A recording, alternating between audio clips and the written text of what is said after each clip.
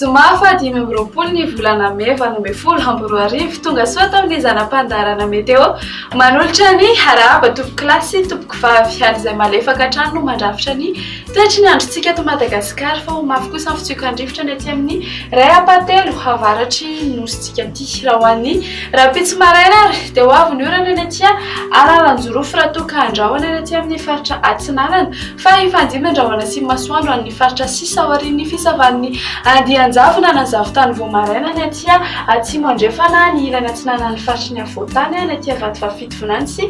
atsimo Atsinanana aty raha ho an'ny hariva kosa indray dia saika hibalika ny masoandro manerana nosy fa ifandimy amin'irahony izany ny atya sava aloatra mangoro Atsinanana ny vatovafito vonany sy atsimo Atsinanana fa azorana kosa mitakariva sy ny amin'ny alana aty amin'ny faritry Analanjorofo aty ny maripana ambany dia somary nahitana fidinany kely ny maripana ambany indrindra tombanana ary dia 10 degré celsius hitantsika aty vakina karatra ary ny ambony indrindra kosa indray dia mananika ny 3 degré celsius hitantsika aty Antsohihy aty ny maripana ambony moa dia somary nahitana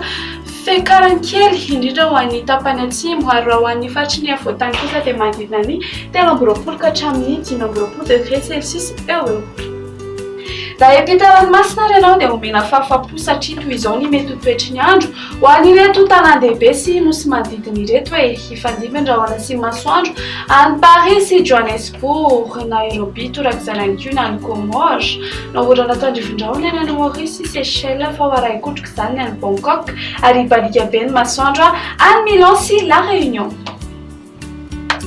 Dia izay indray ary ny mamarana ny fotoanantsika ankasitrahana feno ianao nanaraka ny fandaharana hatramin'ny farany veloma tompoko.